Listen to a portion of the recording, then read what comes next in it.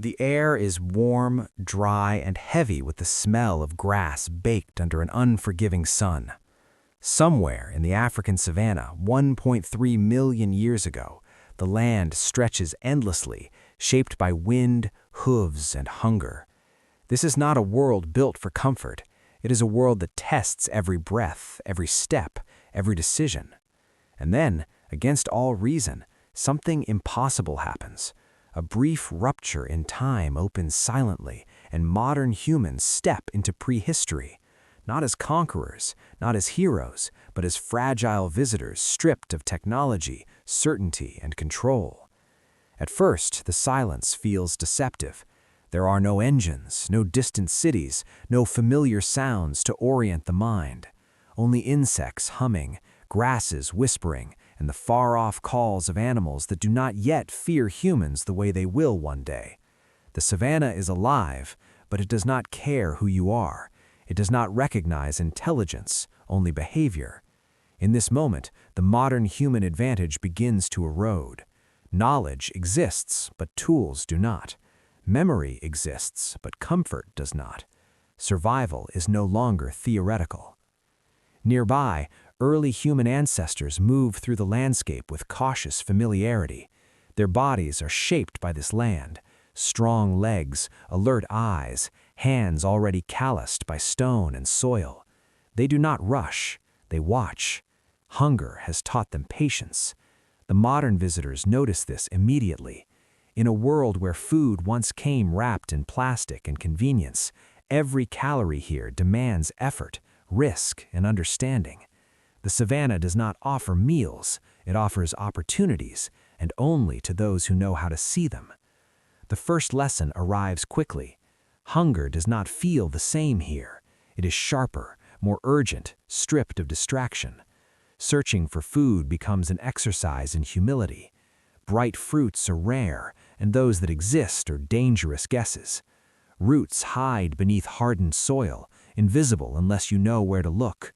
The ancestors kneel, fingers pressing into the earth, reading subtle signs, slightly disturbed ground, the shape of leaves, the memory of seasons past. Modern hands hesitate, unsure, realizing that survival here begins with observation, not action. Digging is slow, painful work. Bare hands scrape against stones and packed earth. Nails crack, skin splits. The ancestors use simple tools, rounded stones, sharpened edges chipped from rock. There is no wasted motion. Each movement is efficient, learned through generations of trial and error. The modern humans copy them clumsily at first, discovering that intelligence without experience is fragile. But slowly, patterns emerge. The soil gives way. Roots are pulled free, dusty and fibrous, smelling of earth and bitterness. Eating them raw is a shock. The taste is harsh, the texture resistant, the stomach unsettled. This is food, but barely. Watching the ancestors chew patiently, the modern visitors understand something critical. Survival is not about pleasure, it is about tolerance. The body adapts or it fails, and adaptation here is not optional. As the sun lowers, the temperature drops sharply. Shadows stretch, and with them comes danger. Predators move differently at dusk. Eyes reflect light. The savanna changes personality. It is now that fire becomes more than a concept. It becomes a dividing line between vulnerability and control. The modern humans know what fire is, but knowing is not the same as creating. There are no lighters, no matches, no shortcuts, only stone, friction, and persistence. The ancestors gather materials with quiet purpose: dry grass, fibrous bark, carefully chosen stones.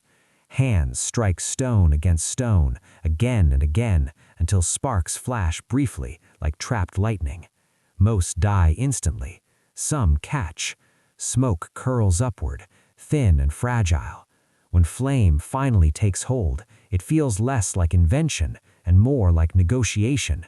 Fire does not obey. It must be fed, protected, understood.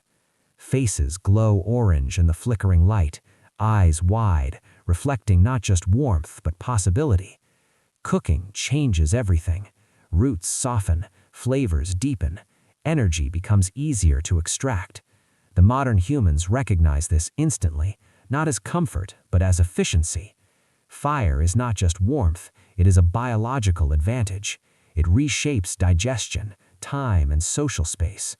Around the fire, movement slows, hands gesture, eyes meet. Even without shared language, understanding begins to form through posture, rhythm, and shared attention. This is how culture begins, not with words, but with moments. Night deepens, and the sounds grow closer. Hyenas laugh in the distance. Something large moves through the grass. Fear here is not abstract. It is immediate, physical, necessary. The ancestors do not panic. They sit upright, alert, gripping stones and sharpened sticks. One of them works carefully on a long piece of wood, chipping stone into a sharper edge, binding it with sinew and plant fiber. A stone-tipped spear takes shape, crude but purposeful. The modern humans feel the weight of it when it is placed in their hands. This is not a weapon of dominance, it is a tool of balance. Against claws, teeth, and speed, it offers distance, it offers a chance. Crafting it requires patience, precision, and acceptance of risk. Every mistake costs energy, every success buys time. The first hunt is not dramatic. There is no charge, no heroic moment. It is slow, tense, filled with uncertainty. A wounded animal stumbles. The group moves carefully, coordinating through glances and subtle shifts. When the final blow comes, it is not celebrated loudly. There is respect, relief, and urgency. Meat spoils quickly here. Nothing is wasted. Blood stains hands. Smoke rises again. Life feeds life. As days pass, the modern visitors begin to change. Their posture shifts, their attention sharpens. They learn to read clouds, tracks, and silence. The ancestors watch them with quiet curiosity. There is no awe, no fear, only assessment. Survival recognizes effort, not origin. In this world, no one is special for long. Yet the savanna remains indifferent. Drought looms, herds move on, resources thin.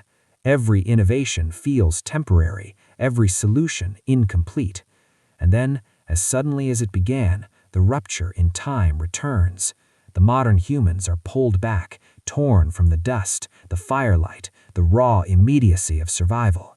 They reappear in a sterile laboratory, surrounded by white walls, instruments, and data screens. Their hands are clean now, but they tremble. Sensors record elevated heart rates, stress markers, adrenaline spikes.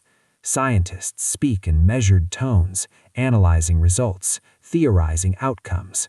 But something is missing from the data. The weight of hunger, the sound of predators breathing nearby, the knowledge that tomorrow is never guaranteed. Back in the savanna, life continues unchanged. The fire burns low. The ancestors wake with the sun. They move, search, adapt. The land does not remember the visitors, but the visitors will remember the land forever. Because 1.3 million years ago, human evolution was not an idea, it was a daily negotiation with reality. Intelligence was shaped by failure. Progress was measured in survival. This is the truth modern minds often forget. Human evolution was not built in comfort or certainty.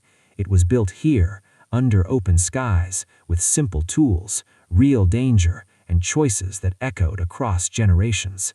And if modern humans truly went back to prehistory, they would not teach the past how to survive.